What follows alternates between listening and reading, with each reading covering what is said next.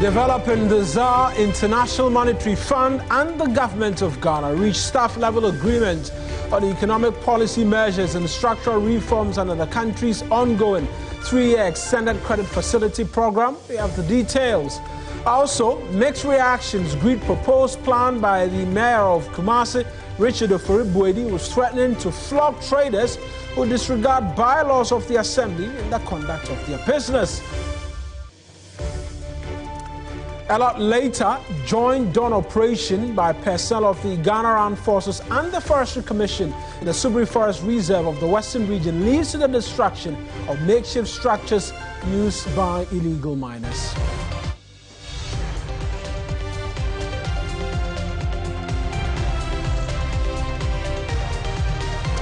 Hello there, welcome to News Central here on TV3. I am Mawina Egbeta. The bulletin starts right now.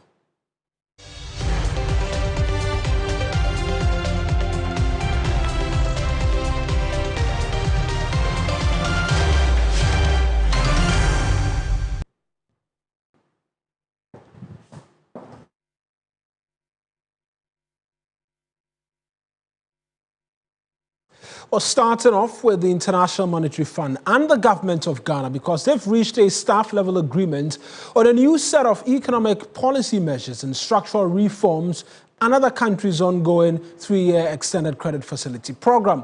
Now, upon approval by the executive board, Ghana is expected to receive a disbursement of some $370 million, bringing total support under the arrangement to some $2.3 billion since May of 2023. Now, this agreement follows a 2-week mission in Accra led by Stefan Rude, who's the IMF mission chief to Ghana, from April 2 to 15, 2025, to review the progress under the new program and expecting that fourth review, which we're expecting now, a fourth tranche of. Now, despite stronger than expected economic growth, and that's according to the IMF, driven largely by robust activity in the mining and construction sectors of the economy and significant improvement in Ghana's external sector, the IMF reports that the program performance deteriorated markedly towards the end of last year, and not many will be surprised by that. And we'll seek to get a bit more details, really, from the IMF's mission chief, Stefan Rude. But interestingly as well, we're joined in studio right now by 3 businesses, Michael Ogbodu, who's joined me in studio. But let's try and walk you again through the statement which was issued by Stefan Rude, who's the mission chief of the IMF to Ghana over this ECF, which we've been enjoying over the last 3 years. And amongst many other things, that bit about growth performing higher than expected, underpinned by strong mining and construction activity. And a lot of you, or the politicians, have made arguments as to why we're seeing that from the mining and construction sector.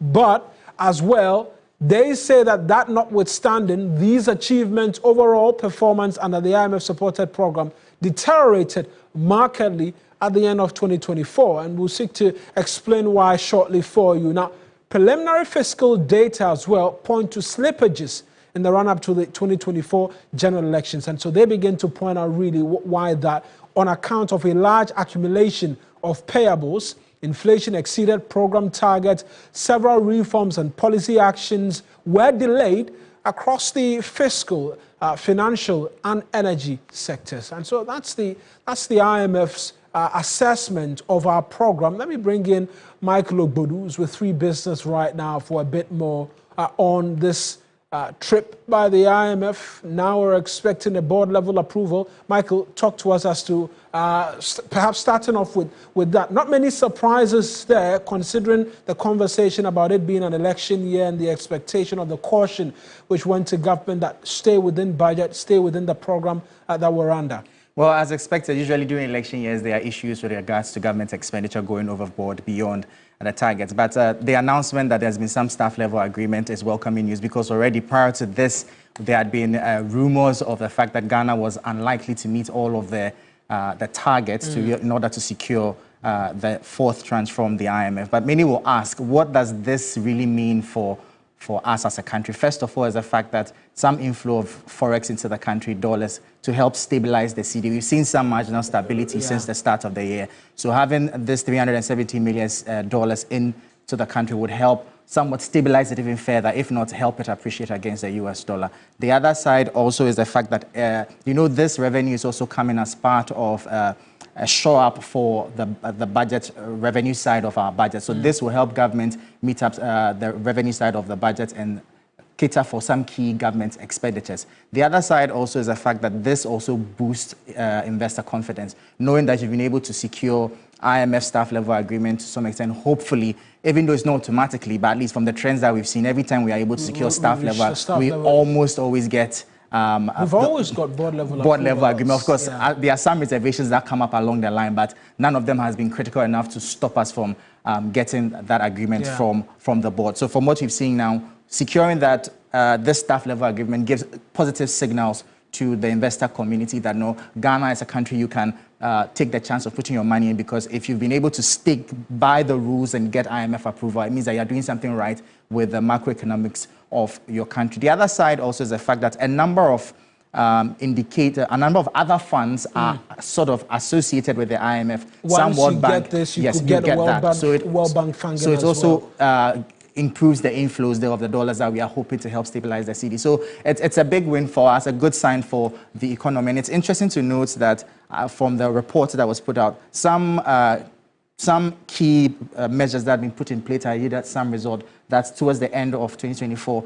You saw from what they said, the growth targets had been exceeded it had been exceeded from the plan that was put out, showing that the previous government had put in place some good signs. However, from what you see also, there were some reservations with the over-expenditure for the 2024 budget. However, the IMF was quick to also indicate that the measures that this current government has also put in place with regards to the budget and a lot of the fiscal cuts that they've put in place will help sort of mitigate. Which is something I'm coming to. Yes, they raised the concern about payables exceeding the expected target. They've mentioned inflation as well, which went past its target. And we'll talk a bit more about inflation a lot later on this bulletin if you stay with us. They seem to be hopeful that the plans as outdoored by this current administration can begin to help stem the tide for us in our favor as well. Exactly. We've seen some expenditure cuts. We've seen from the government side, we've seen the downsizing of the government infrastructure in itself. So all of that is going to help reduce the expenditure side of things. We've seen also the Ghana Revenue Authority hike up its targets for this year. And as we speak at the moment, they met the first quarter by a significant margin, that if they're able to continue at that rate, they should be able to a lot of extent, hit their targets for the year. I think about 220 billion Ghana cedi. So all of these are giving good signs for the IMF and are going to help to ensure the macroeconomic stability that we need to keep the economy on track. So those are some of the things that, according to them, this government is doing right. And of course, you know also that the governor of the Bank of Ghana just last month announced that the policy rate had been hiked up marginally as part of its inflationary measures to help check inflation. Inflation is still, even though it's declined relatively over the last couple of months, we still see that it's still relatively high, still above 20%. And those are some of the things that, in the previous year, they weren't able to hit that target. So this is supposed to be, I believe, below 20% for 2024. So those are some of the things that they are seeing that the measures that this government has put in place may be able to help improve the macroeconomic situation of the country. Michael, thank you very much. That's Michael Obudu with 3 Business joining us in studio on the latest government of Ghana and the IMF's team reaching a staff level agreement as we await board approval for some $370 million. And you heard Michael mention inflation and many of its components. One of such we'll be looking forward to. But let's switch focus right now and talk illegal mining, because Member of Cabinet and Minister of Communications and Digital Technology, Samuel Nate George, has disagreed with government's decision to amend portions of the controversial LI 2462 instead of an outright repeal. The legislation, which allows mining in the country's forest reserve, has stoked quite the public debate and became the yardstick, one of many, for which the erstwhile administration was ousted from office. Having promised to revoke the legislation, the Mahama administration is now opting for a repeal of some portions instead of the outright revocation. But Sam George, who was vocal during the 2024 campaign period, said he believes the activity of Galamsey must be tackled with all seriousness. He's been speaking to Accra-based Channel 1. We want to walk you through those details right now as to exactly what he said in that particular interview, which is of interest. Then we subject it to a bit more interrogation and some scrutiny for you this time. So just brief quotes really as to what he said, and here we go.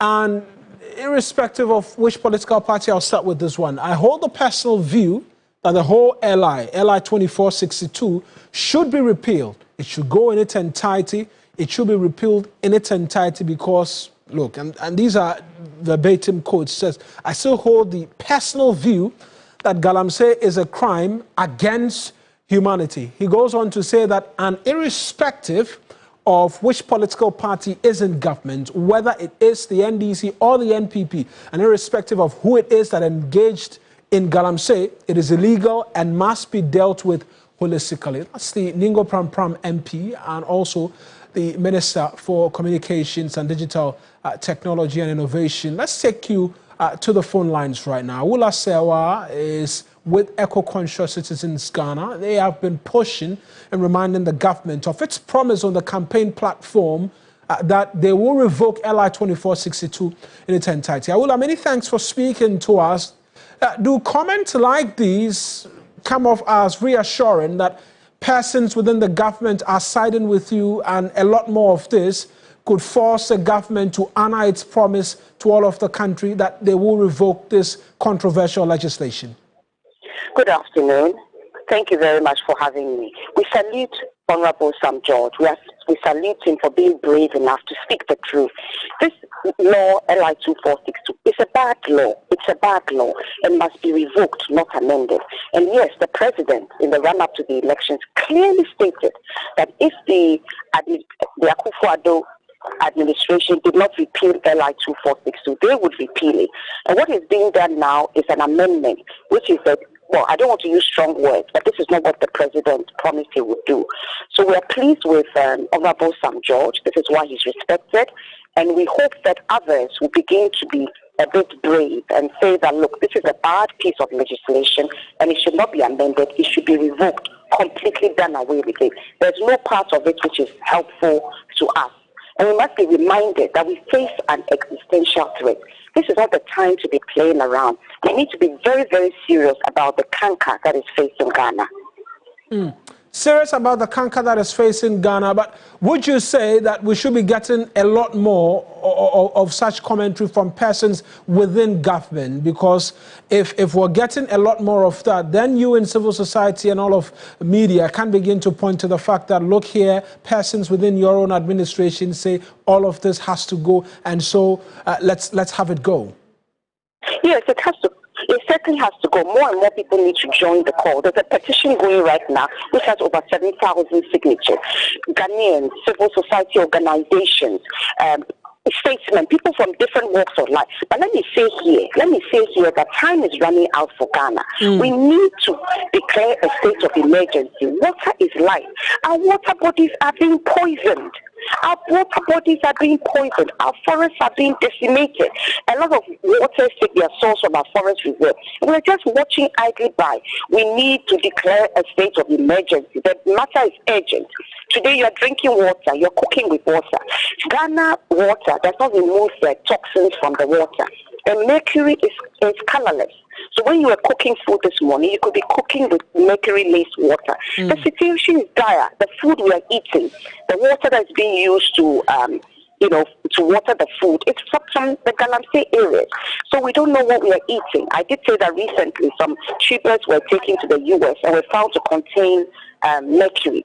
So we need to declare a state of emergency and stop joking around. And then there are also national security concerns. The environmental terrorists are heavily armed, and each day we waste by not tackling the problem hands-on. They are getting stronger and stronger. Declare a state of emergency. Drop LI 2462 and pause community mining because you cannot monitor. You don't have the resources to monitor. You give them a license and nobody is watching whether they're doing the right thing or the wrong thing. So pause community mining. Licenses are being issued like confetti.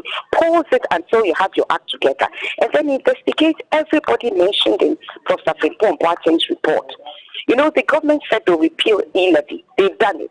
Betting tax, they've done it. But in the scheme of affairs, when your house is burning, when Ghana is burning, what is the use of revoking the e-levy? When we are dying, when there's a rise in maternal death, kidney disease, deformed babies in the Galamsey belt. Right. What is the point of just revoking e-levy? Stick to the plan, declare a state of emergency, drop LI 2462 and pause small-scale mining and begin monitoring the big companies to ensure that everybody who is mining is doing the right thing. But there should be no mining whatsoever in our forest reserve. Awula, as always, appreciate that you could share your thoughts with us. That's Awula Sewa. She's with Eco-Conscious Citizens, speaking to us and saying what we need more.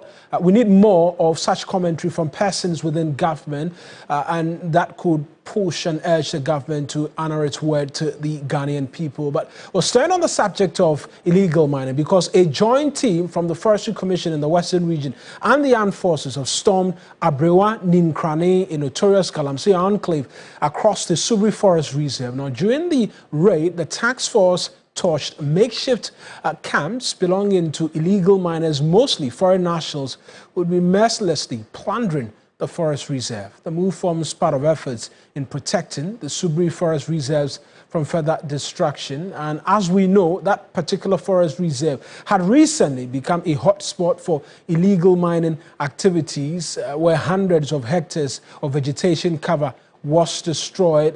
Been joined by Western Regional Correspondent Stephen Kujo with a bit more. Stephen, specifically, what intelligence-led task force went to the Abrewa Ninkrane forest area?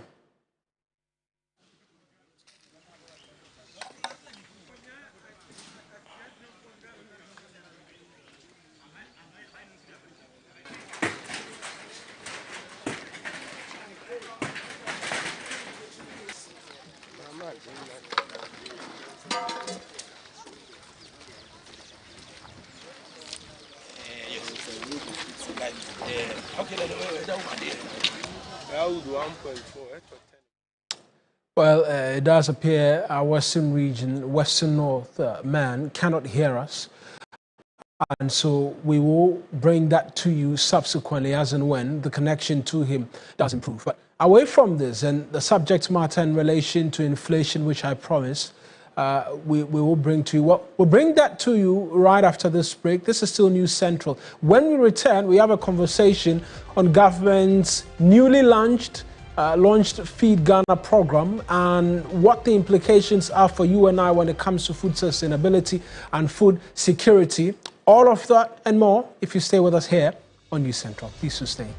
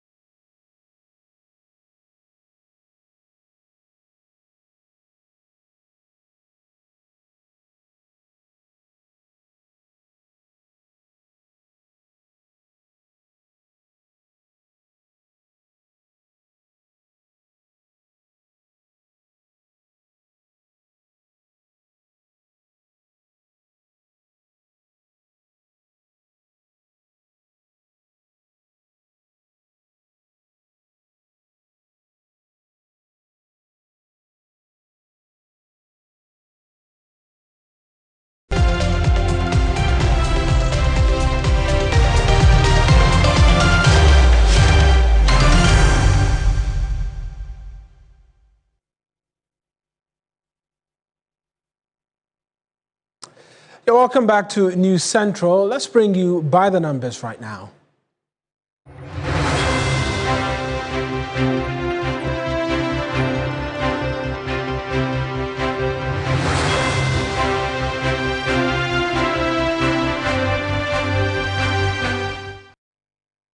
Today on By the Numbers, feasibility and sustainability. These are the concerns by Agric experts following the successful launch of the Feed Ghana program by the Mahama administration. The concerns anchored on similar initiatives under the Akufo-Addo government, particularly the Planting for Food and Jobs program, many say failed to achieve the intended target. Let's hear from President Mahama speak to the objectives of this new policy.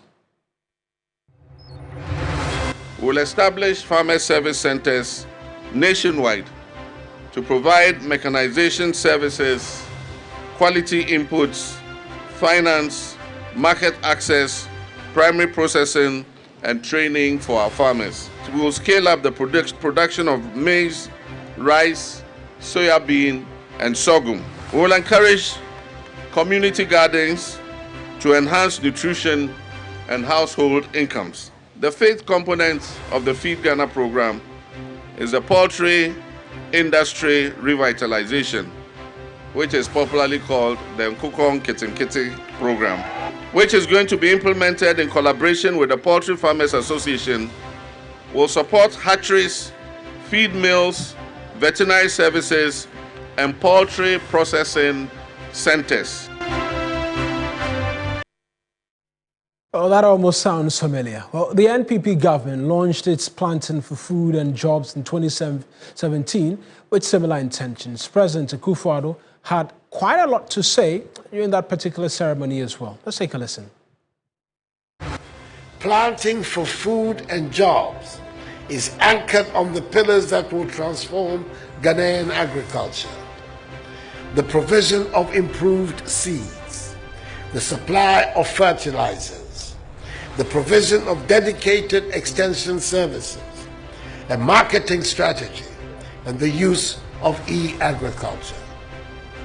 This program will create 750,000 jobs in both direct and indirect employment. I wish to assure you that all the necessary measures have been put in place to guarantee the success of the program. Now, where do we stand in terms of all of our food imports and the big conversation about making agriculture a mainstay and helping to reduce the country's food imports bill? Let's try and walk you through what the data says from the Ghana Statistical Service, 2024 data to be specific, and so this is quite current for you. And what you're seeing on your screen right now is Ghana's annual food imports and its trend. For the year 2024, we imported as much as 38.9 billion cedis. That's the worth of food we had to bring into this country as a people. And of that, of the total imports that came through into the country, food imports constituted 15.6% of that. And if you want to compare it to the numbers from 2023, that was a 45.3% increase. And so we almost halved our imports in terms of food into the country comparing 2023 and 2024, which suggests that there is quite a lot of questions that demands answers in relation to what it is that was planned and envisaged under the Eswell administration, and even will beget questions what we can expect from this particular administration as well. And so this is what it looks like, particularly for the total imports that came into the country, with food imports being the red portion and constituting some 15% of it. But when we talk about food, then there's a component as well in relation to inflation, because how much food costs is a primary determinant of what inflation does for all of our pockets in this country. And for the month of March, when the former government statistician, Professor Samuel Kobina gave the details of where we are in relation to inflation, food inflation constituted 26.5%. In fact, it was 52.3% of general inflation. In terms of all of the inflation which was witnessed in the month of March, which details was provided for, food constituted 52.3% of that alone. But interestingly, that was quite a drop from the March numbers. And we just want to show you again what the trend has been, particularly for food inflation over the last few, 1 year plus. And this is what the trend has looked like. We know in the year of 2023 up until 2024, we had some difficulties. Food prices skyrocketed amongst many other things. That dropped significantly around August of last year, but then again, it's been rising, and now we're seeing it reach its peak and a decline of some sort coming through right now. But when we talk price trends as well, what are the food commodities that are seeing quite astronomical price changes at the markets when you go anytime in search of food for yourself? Ginger, surprisingly, leads the way. That's seen a 137.4% increase. And so for many of you who say you go get a packet of ginger or maybe a bucket of ginger for 100 cedis, you should be looking at an excess of over 200 cedis for that same ginger over the space of 1 year. Then we see okra, what you will call okra at home. That's almost 100% increase as well. And then pepper. We love our pepper almost in everything, barbecues and you name it what. Then there's beans as well, which has seen quite some increase, yam, and as well, we've mentioned pepper already. But in all of this conversation, inflation, you call it what? There's a big question about whether or not Ghanaians are food secure. And here's where we show you the data by the Ghana Statistical Service as to how bad it is when matters of food come up and why perhaps our government from time immemorial continue to bring up or proffer agricultural solutions, though haven't quite answered the questions yet for us, but they continue to feature quite strongly or prominently in whatever thing they do in relation to their policy and planning as well. As many as 14.45 million of Ghana's population, that is nearly half of Ghana's population, are food insecure. They cannot be able to say that they have enough to go around for themselves to even spare to a great extent. And that constitutes 48.1% of households not having quite enough food at home. Now, when we look at what happened in the year 2024 as to persons who went without food, as many as 4.5 million people went without food at least one day in the year 2024. And that is quite a staggering number.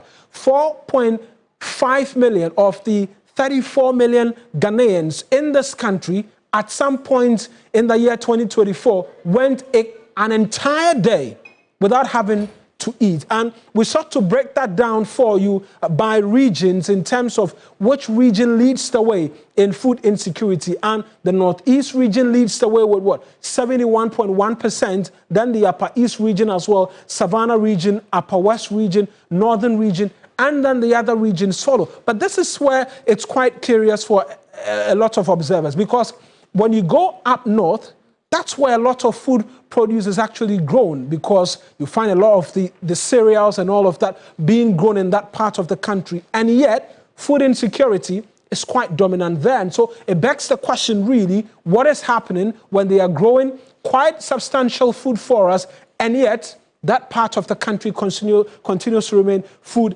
insecure? But what are the key factors, and what are politicians seeking to answer in relation to this? The concerns continue to remain high food prices. As we have seen, inflation and its attendant problems means there is high food prices, and so the poor, the vulnerable cannot afford.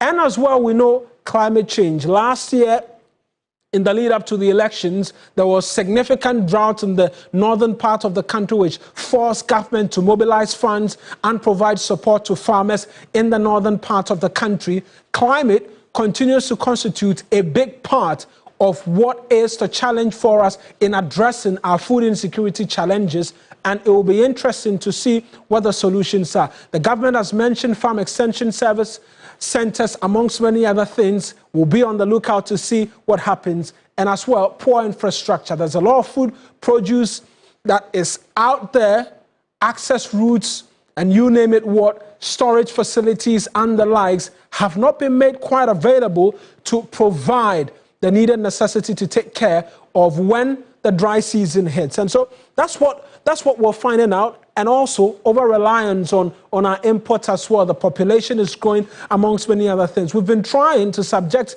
a lot of these concerns and these matters which have come up to the Minister for Food and Agriculture. Not quite successful just as yet, but we will try here on News Central and engage him on these matters. But that's it for you on By the Numbers.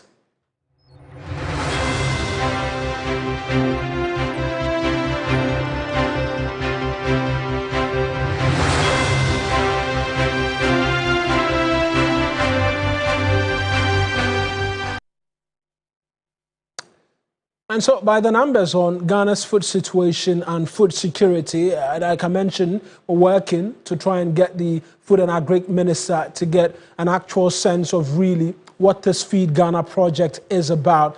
And then we'll be able to bring his perspective to you and what you can expect going forward in terms of food security. But let's switch our attentions now to Bawku, because a police wireless message has announced a ban on the movement of police personnel in Binduri, Bawku, Posiga, and Garu. The message indicated that the service has observed a dangerous development in Bawku and its environs, where personnel and their families have become targets in these areas by unknown persons. The message issued by ACP J.W. Darrison said, and I quote, "The police administration has observed a dangerous development in Bawku and its environs, where families of police personnel have become targets in these areas. The police service directs a ban on personnel traveling to Bawku with immediate effects." The move follows latest string of violence, which has led to a number of deaths, including 2 police officers who were gunned down by unknown assailants 2 days ago.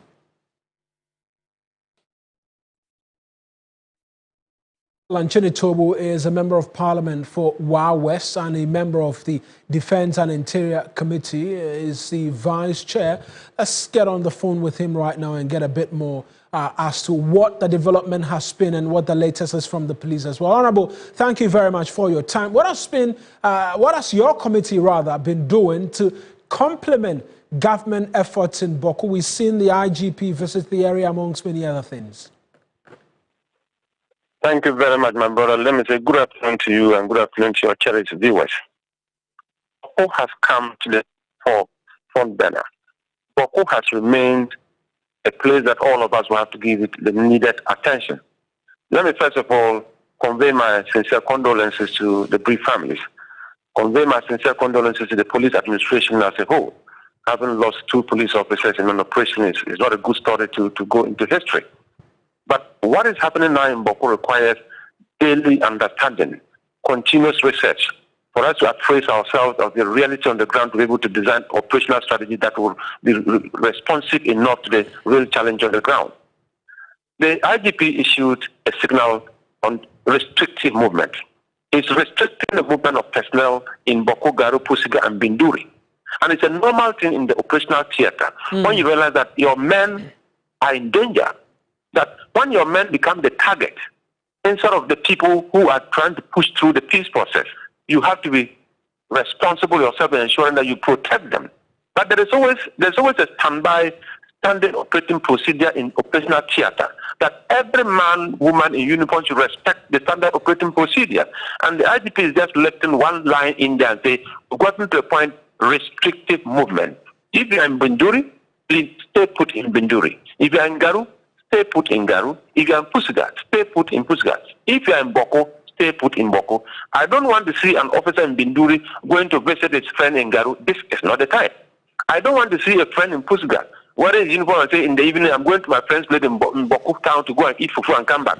This is not the time. Right. So from today, it's restricting the movement of men and women in uniform in these particular areas as steady arrangement to see how we effectively respond to the challenge on the ground to bring lasting peace to Bawku. Right. You've mentioned that there's a need for quite a lot of research about the Bawku situation.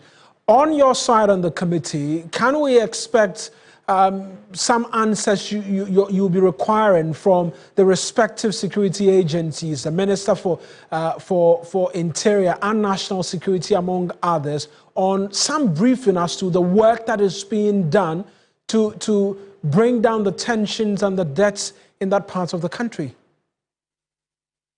Thank you. His Excellency President John Dramani Mahama, on assumption of office on the 7th of January 2025, made it very clear the next day that Bawku was a priority. And within the week of his presidency, the first trip outside Accra was Bawku. And it tells you that his intention to deal with the Bawku issue is very, very clear. What we require as we speak now is an integrated peace process to be led by the chief mediator, which is His Royal Highness Otumfuo Setu II. What we do at the committee level, as the Vice Chairman of the Defense and Interior Committee, we have oversight over the Ministry of Interior, we have oversight over the Ministry of National Security, and then the Ministry of Defense. Now that we don't have a National Security Ministry, but we have a supervising minister. So our role in oversighting these ministries will ensure that we would receive periodic briefings as to what is happening on the ground. And we also suggest some ideas as how government can do what is right to ensure that we enjoy the peace and security that we need in Bawku. So as we speak today, can you hear me? Yes, I can hear you. As we speak today, we believe that the Minister of Interior is doing what is right. Right.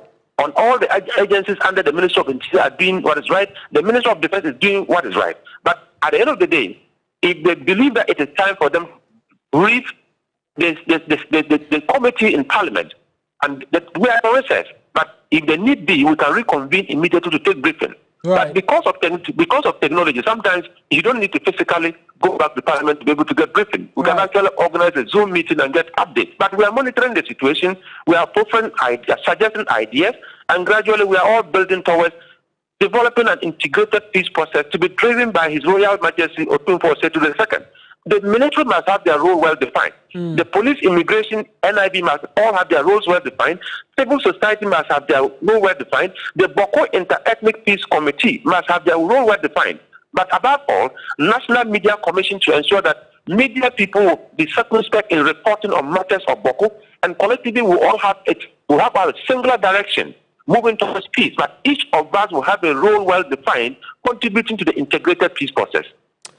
Honourable, thank you very much. That's Peter Lanchinitobu, who is a Member of Parliament for Wa West and the Vice Chair of the Defence and Interior Committee, speaking to us this afternoon on the latest wireless message from the police to its men in Garu, Bawku, Timpani, and Pusiga, amongst others, that they seize movements to and fro. Let's now bring you Regional Hub.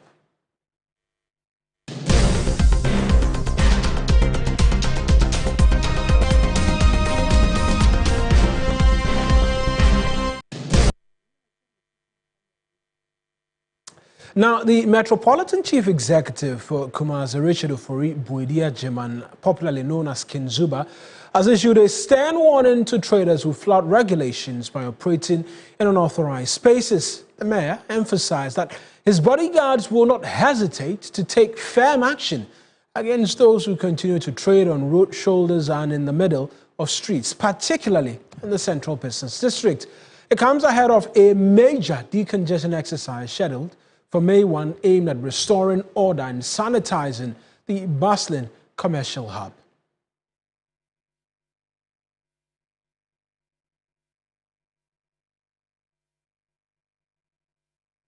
Ibrahim Abubakar is joining us right now with reactions to the comments by the mayor. Ibrahim, many thanks.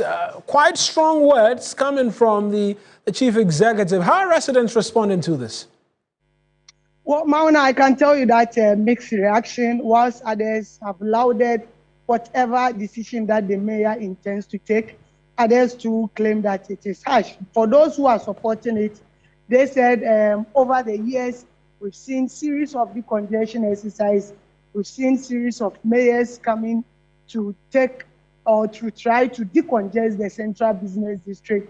Yet we always come back to square one.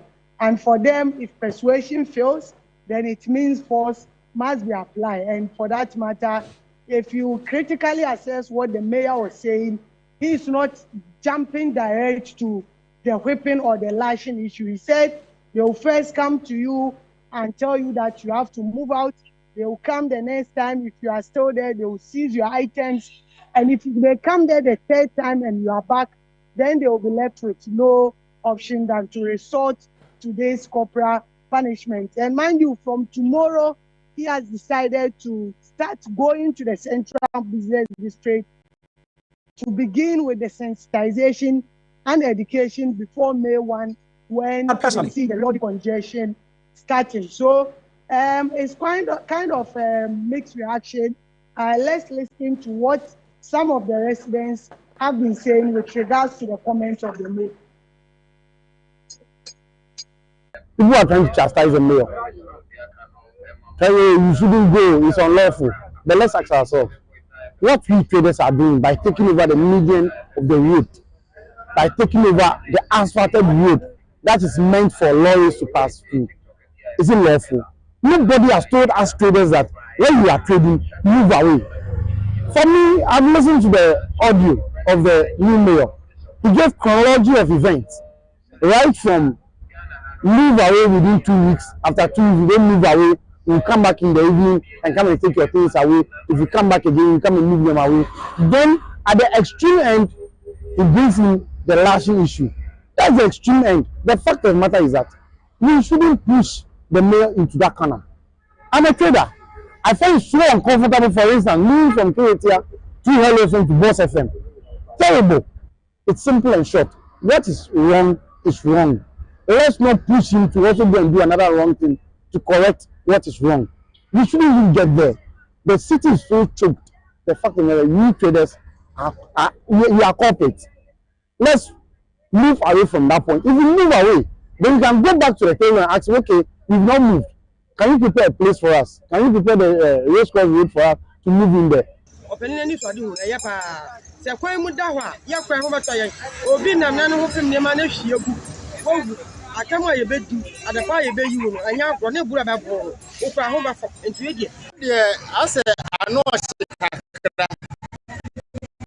Every say no, otu ye ne a, ye nim ba bia ye ko. E de no dey say, e no dey kwa no ho no say payment ne so na ye ntena kura na nipa betin afa ho na nipa ni pin na chi na e be bo a. Onya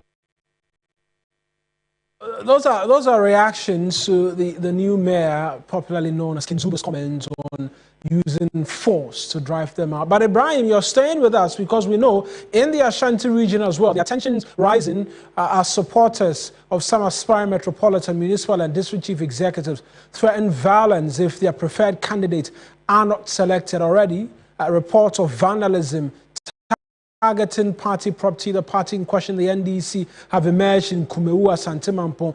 You've been engaged in the regional minister. Talk to us about his reaction to all of this and what he intends to do. Well, Mauna, he's been tough on it.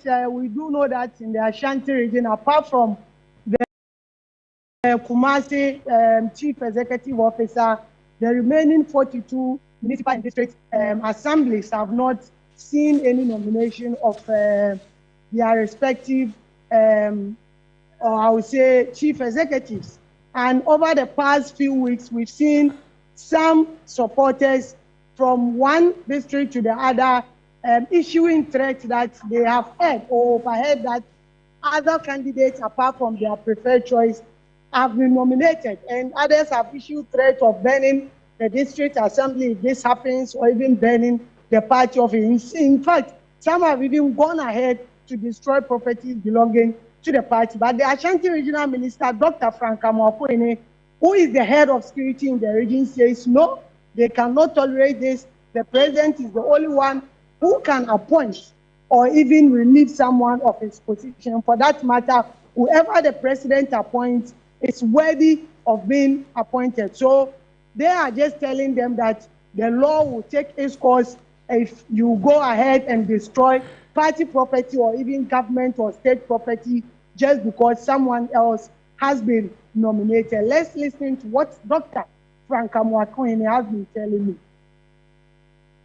The laws into your own hands and do things and expect that you have a cover or a shield from us as leaders. No, because any riot whatsoever goes definitely there and directly at the president.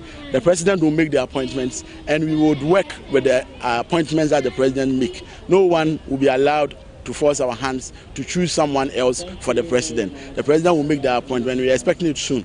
We only call for calm and call for support for whoever the president names, so that we will be able to, as it were, move the country forward. I have put the security on red alert, and I have told each and everyone, whoever is a party member, that don't go and misbehave and shield or hide behind any party colors. And I've also picked information that others are mobilizing to support aggrieved candidates.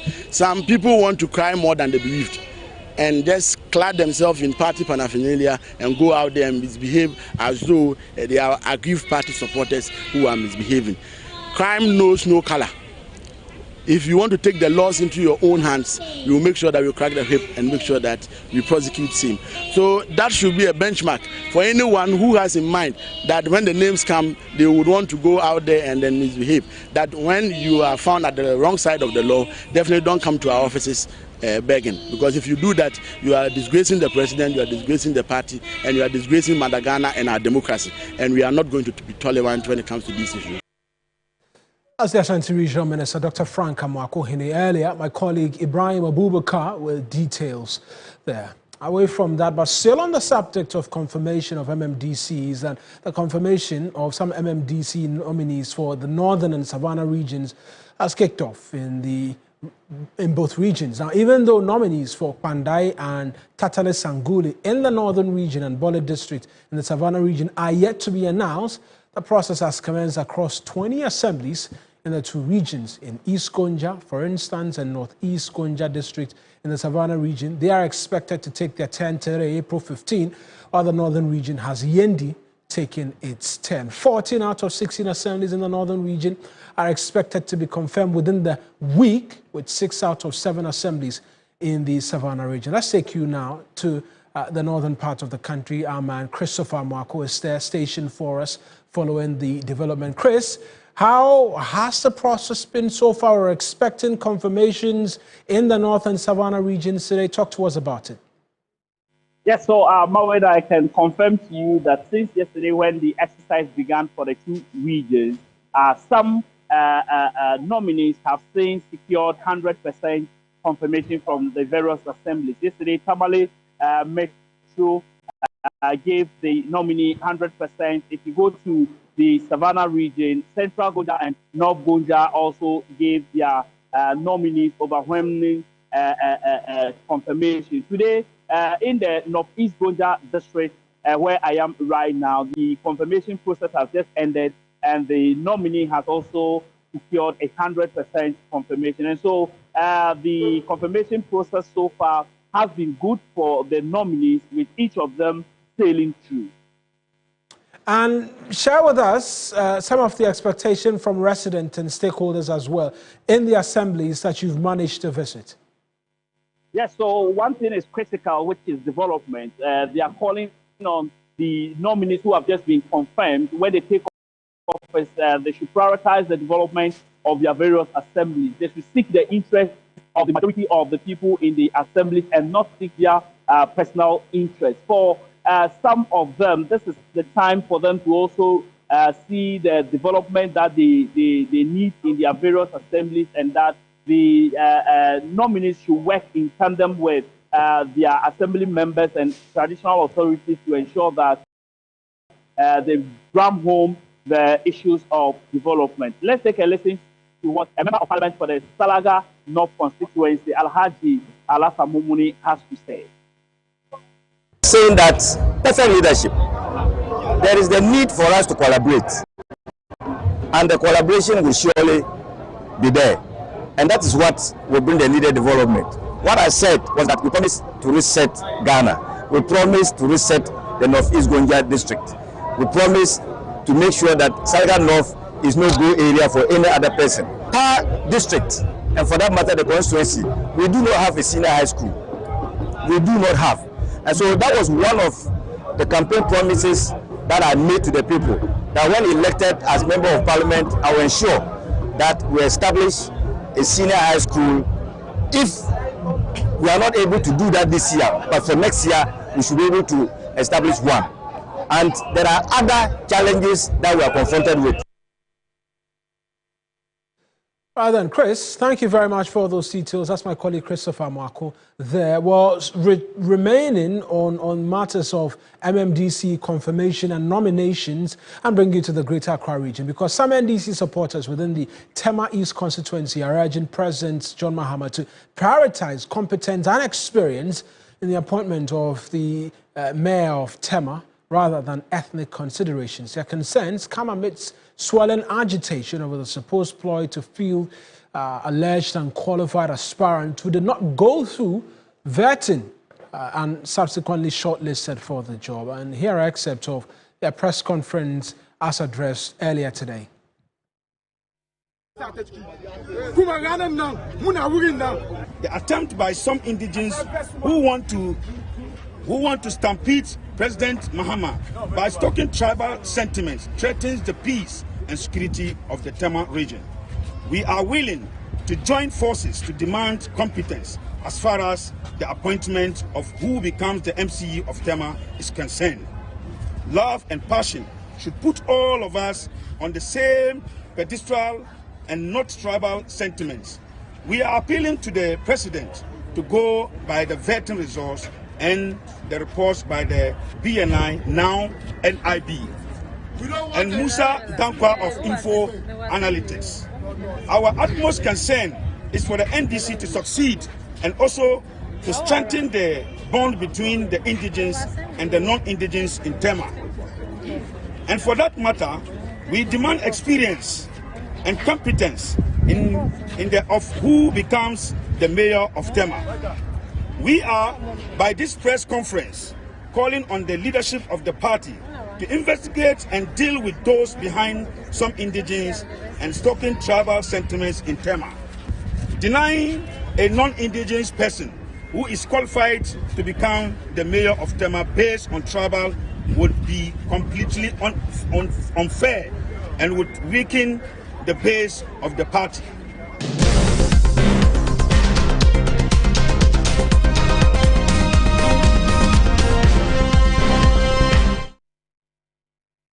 Now, the Advertisers Association of Ghana is advocating for stricter regulations to curb the indiscriminate mounting of billboards which pose public safety concerns for motorists and pedestrians. To this end, the group says it is throwing its weight behind ongoing efforts by the National Road Safety Authority's initiative aimed at removing unauthorized billboards from the streets of the capital. The authority issued a 21 ultimatum for advertisers to dismantle and remove illegally mounted billboards along pedestrian walkways and footbridges in Accra. The move, according to the authority, is to declutter the capital streets and ensure public safety. Executive Director of the group wants state actors to consider a unified regulatory framework for the advertising industry. Have proposed a bill that we've put before Parliament. The previous Parliament read it, I think twice, first or second reading, and it didn't see the light of day. Okay, and we have proposed it for the Ministry of Trade and Industry to own it. We call it the Advertising Council Bill. So the ministry owns it. We have the National Road Safety sitting there, FBA sitting there, our members sitting there, and it's regulated by the industry, by the Trade Ministry. So that anybody who practices advertising, whether you are the media or you are doing billboards or you are doing digital advertising, you've got to be regulated by them. Unapproved billboards have caused life-threatening injuries in the past, a reason prompting the Advertisers Association of Ghana to back the ongoing efforts. And that's it from us this afternoon here on News Central. As always, a lot more news when you log on to 3news.com. That's where you catch all the details or stories that happen here and those that we couldn't bring you details of. I am Mawina Egbeta. We're back again tomorrow with another exciting edition. Up next is the afternoon show. Please stay tuned.